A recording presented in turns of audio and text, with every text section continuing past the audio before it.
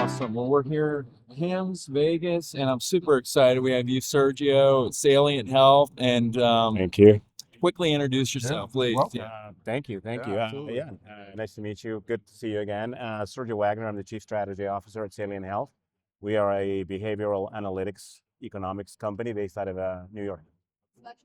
That's a mouthful. It is a mouthful, Yeah, right? I know. let's peel that back a little Well, bit. I mean, when we talk about it, so Yes. I saw that you guys were talking to Dr. Rucker before. Yes. It's, when I think about the interoperability journey, right? I Right. think about, I call it a four-legged stool, right? Right. First leg is access to data. Yes. Largely solved, Yes. more or less solved. Second one is, we talk about data liquidity, data mobility, Right. transferring data from point A to point B, HL7, we start with SFTPs, That's right. HL7, You're right. FHIR, JSON, it's done. That right. I think we are in the third stage, which is, the beginning of the end of the beginning, however you want to look at it, as data insights. Exactly. And now you can sprinkle AI, ML, and all of those buzzwords, but we have all this data, and how do we make use of it now? Right.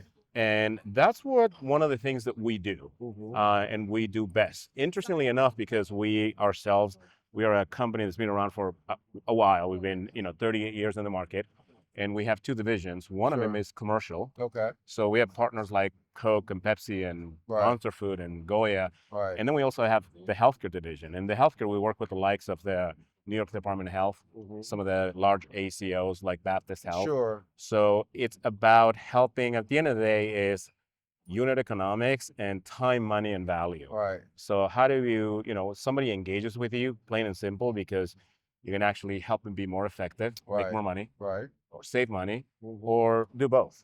Yeah. And that's where there's always a behavior tied to the economics. Right. And we tend to point those out.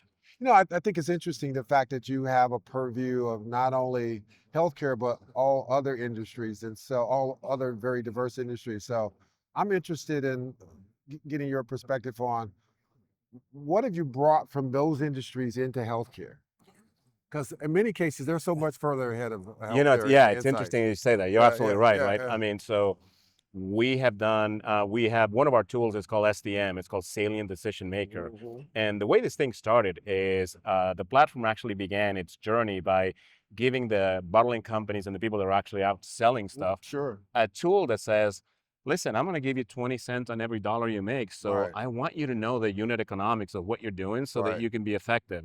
So yeah, we have seen things like grocery market baskets, like, hey, if you put diapers next to beer, next to Coca-Cola, and you put it all here, you'll sell more units. Right. So it's how do you really use the data points to drive the behavior, the economical behavior that you want to incentivize. Right. So it's done. I mean, the food industry and the beverage industry has done it quite gracefully. Sure. And I think it's about time that we do it.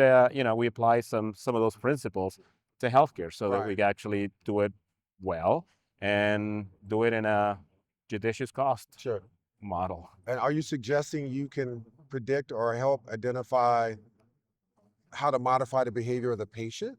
Well, I don't know the behavior of the patient, but for instance, so we can consume a large data set of claims, and we can say, hey, look, we looked at X amount of claims. I saw 4,000 instances where you have done the work for transitions of care, yet you haven't coded at an average of $200 a pop. You're leaving $1 million on the table. So that's the problem identified. Right, exactly. So what's the driver? How come? Oh, we don't have a ADT feed. Well, let's fix that. Or hey, we don't have an alert. Well, that's fixable. Once you identify the problem and you attach an economic behavior to it, it's a lot simpler to change it. Oh, sure. Or, hey, look, we found that there's 120 instances where visits to the ER could have really been addressed by the PCP. Now, it sounds like a revolving door, right? But the fact is, that's $1.2 million in claims that you've already spent. They left your bank account. Now, PCPs are busy. Everyone's busy. So all things being equal, that's likely to happen next year. So perhaps instead of spending an extra $1.2 million, maybe a hospitalist program for $300,000 will save you $900,000. So it's how do you identify the problem, the economic conundrum, conundrum, if you will, and then apply some analytics and Right. some drillable things to be as granular as you possibly can to drive behavior. I love you're here and I'm hearing practical stuff because we hear so much AI and we're just talking really smart insights that are actionable, like at an organization Yeah. level. Like do it now. Like Yeah, get it I done. mean, of course, Yeah. AI and machine learning Yeah. are going to be a part of the process, and I'll be Yeah. the first to say, of course, it's funny. My kids say like, "I don't know," I'm like, "AI is going to take my job." I'm like, "I don't think so." I tell my 21-year-old, AI is going to take the job of the people that don't know how to use technology. That's right. So first, and then on top of that, we have to get the machine learning process down right, because AI is a great tool, but it has to be properly trained. Because if I could tell AI, how do you solve world hunger? Right. Overpopulation, Yeah. kill 3 billion people, Right. you're done.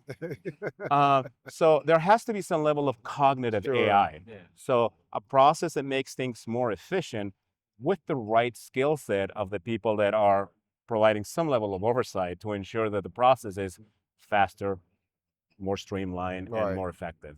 Yeah. Makes sense. You're here at HIMSS. There's still a lot of 2025. Oh, yeah. We're in a big transition now, a lot of uncertainty. But what are you excited that some of the potential partners or user case that you'd like to be seeing this future? Well, you're right. I mean, it seems like our country sort of reinvents itself every 4 or 8 years. We are definitely in one of those periods. And one of the things that we're excited about is, we have been doing a lot of the things that are sort of at the forefront today as to how are we more effective with the resources that we have. Mm-hmm. Well, I mentioned that one of our, if not our marquee client, is the Department of Health of New York. We at Salient have already helped them save $1.73 billion, that's with a B, over the last 3 years in fraud, waste, and abuse identification, so that That's they can huge. go after that money. So it's how can you use technology and data insights to be more effective, be more judicious with your spend, or to basically account for, like, listen, I'm spending the dollars in the right stuff Okay. to actually render care or Sure. care for people.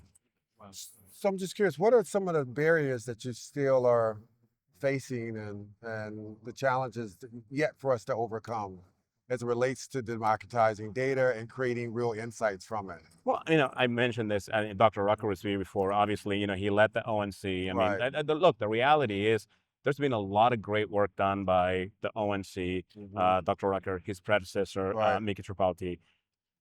The framework exists, right? I mean, no matter uncertainty for sure, Right. but DEFCA is live. Right. There is the common agreement is set in stone, or it's set, and we have active QHIMSS, transacting data. So it's more of a question of how do we drive adoption? And when we do that, to me at least, we always go back to the same thing. What are the right economic behaviors or levers Right. to make Because that it's not happen? a technology issue. It isn't a technology issue. Right, It right. isn't. I That's mean, right.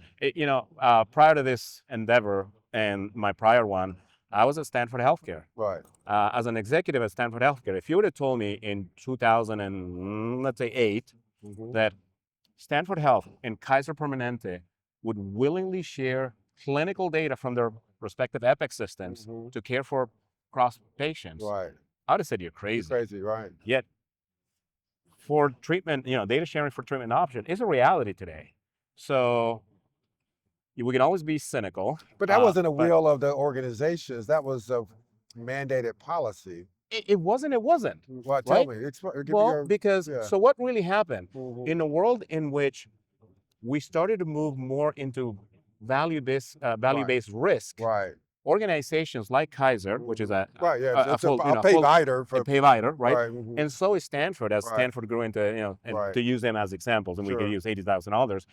Suddenly, if you have a patient and I have a patient, and suddenly I'm seeing your patient, I kind of need to know everything that there is to know about that patient, because Sure. otherwise I may be taking on some risk as I care for that patient that may ultimately run me in the red, and Right. vice versa. Right. So it behooves us both to hey, for treatment purpose, let's share data. Sure. So there is an economic incentive Mhm. behind all of that. So Right. It's how do you align the right economic incentive to make that happen? Okay. And what role can then the patient, because I as a patient would say, hey, I want my data shared with him Yeah. or them. Anybody I'm seeing. And you know, that has to happen. Mhm. And today, you know, there's a lot of models in which, you know, people aren't as comfortable.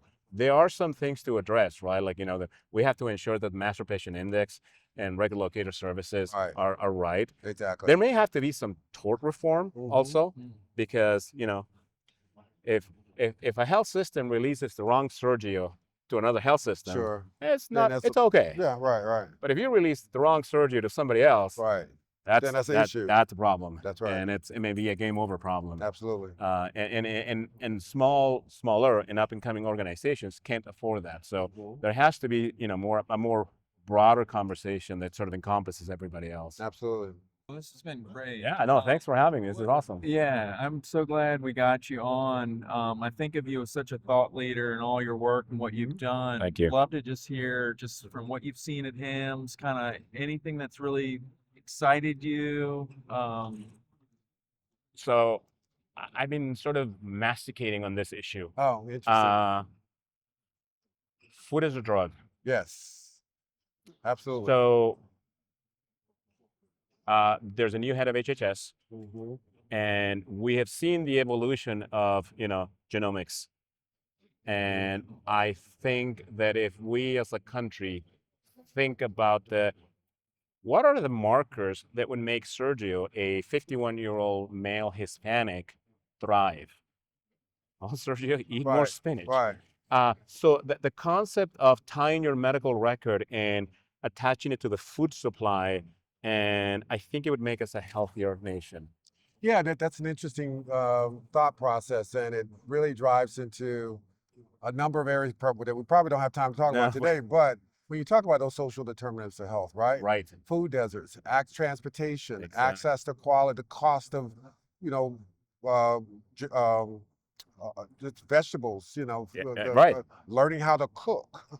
You know, a lot of folks Yeah, don't there's have to that. do, you're right, just basic things about how do you turn food into actually medicine, and how do you start training individuals to not, to see the value in that and not look for the quick, fast, and hurry way of eating Right. as well. So Exactly. that's a whole another It is topic yeah, that we it's need to have you it's on. it's an interesting one for me. Yes. Love to have a follow-up on that. And then exercise. What is Right. that perfect, ideal exercise for Exactly. longevity? You know? That's right. Love to. Yes. Yeah. Yeah, Well, it's that's a awesome. pleasure. Likewise. Well, Thank you for coming thank over. you so much for having me, enjoy Michael. the rest of Always the a pleasure. conference. Awesome. Absolutely. Thank you, guys.